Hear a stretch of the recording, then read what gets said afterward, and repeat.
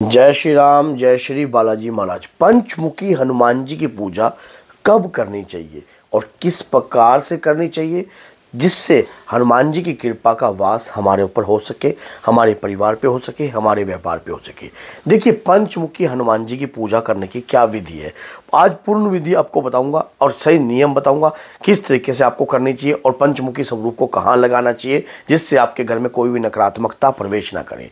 और पूरी जानकारी आपको इसी वीडियो में प्राप्त होगी। अगर वीडियो अच्छी लगे तो लाइक करना, चैनल को सब्सक्राइब करना और बेल आइकन बटन को दबाना बिल्कुल भी मत भूलना, ताकि आने वाली हर बेहतरीन से बेहतरीन वीडियो की नोटिफिकेशन आपको सरलता से प्राप्त हो जाए।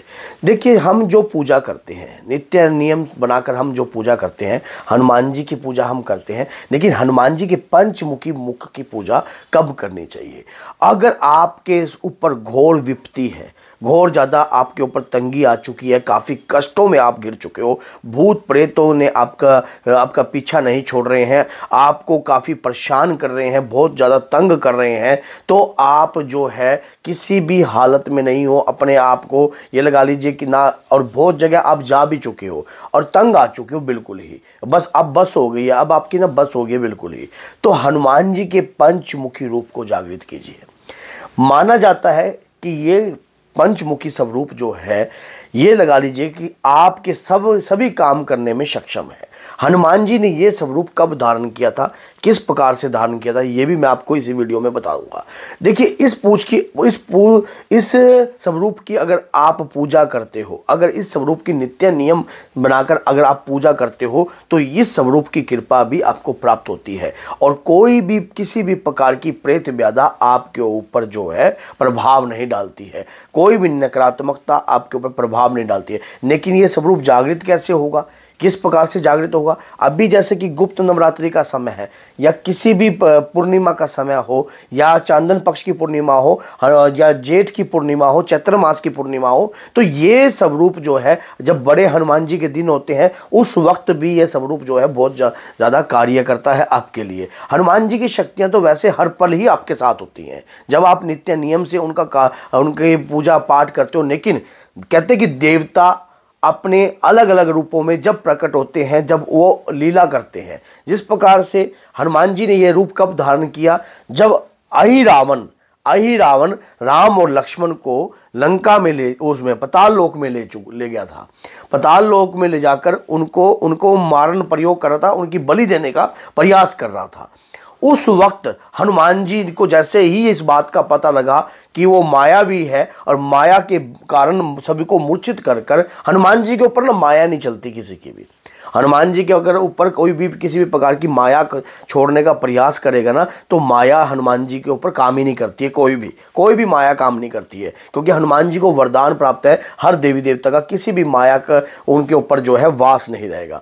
तो तुरंत जब हनुमान जी को इस बात का पता लगा, तो उन्होंने पाताल लोक में जाकर तुरंत हनुमान जी ने अहि रावण का वध किया। लेकिन वध करने में उसके जो प्राण थे 5 दीपकों में थे।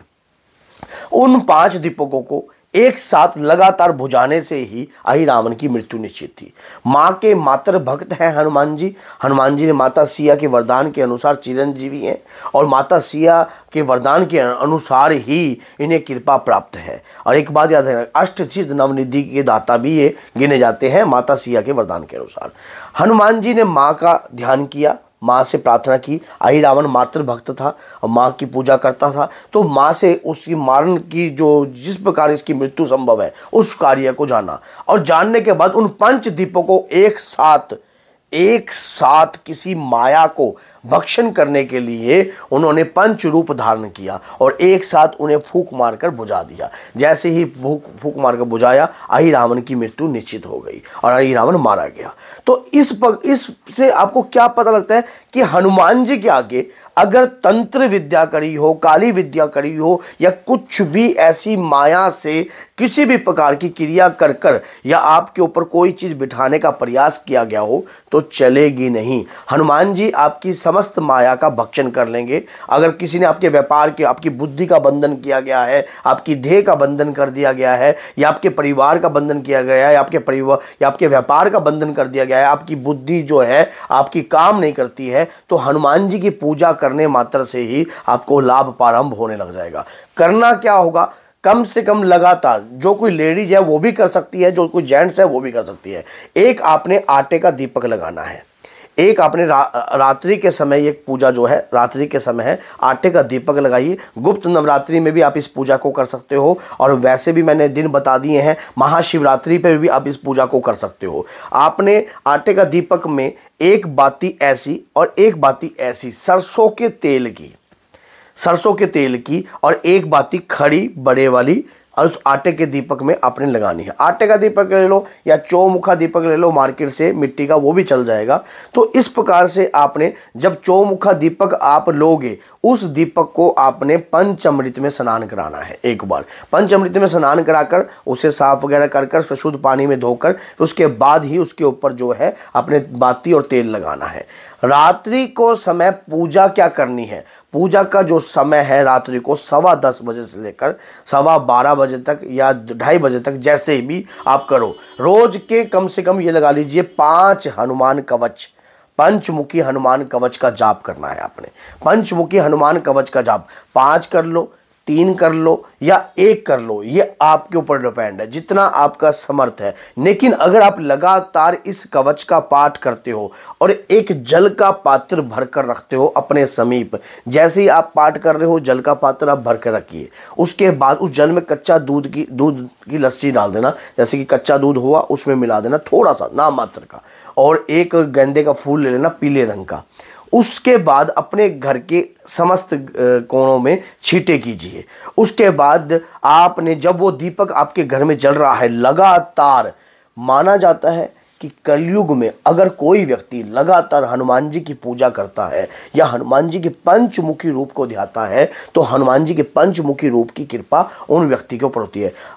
जब आप पूजा करोगे ना, पंचमुखी रक्षा कवच का पाठ करोगे, उस वक्त आपने प्रार्थना करनी है अपने इष्ट से कि हे प्रभु, मुझे आपकी पूजा का ज्ञान नहीं है, मैं आपकी पूजा विधि को नहीं जानता हूँ, मुझे नहीं पता कि मेरे ऊपर किस प्रकार का तंत्र चला गया है, किस प्रकार की माया हुई हुई है, या किसी ने मेरे ओरे को बांधने की कोशिश की है, या मेरे मंत्रों को, मेरे जो मैं मंत्र हूँ उसका कोई दुष्प्रभाव मेरे ऊपर पड़ रहा है, या किसी ने तंत्र विद्या करके, अघोर काली विद्या कर मेरे परिवार को नष्ट करने का प्रयास किया है, या कुछ भी किया है। तो हे हनुमान जी महाराज, मैं ये जो पाठ कर रहा हूँ इससे मेरे घर के हर कार्य को मंगल में कर दीजिए। हे हनुमान जी के पंचमुखी स्वरूप मैं आपका ध्याता हूँ।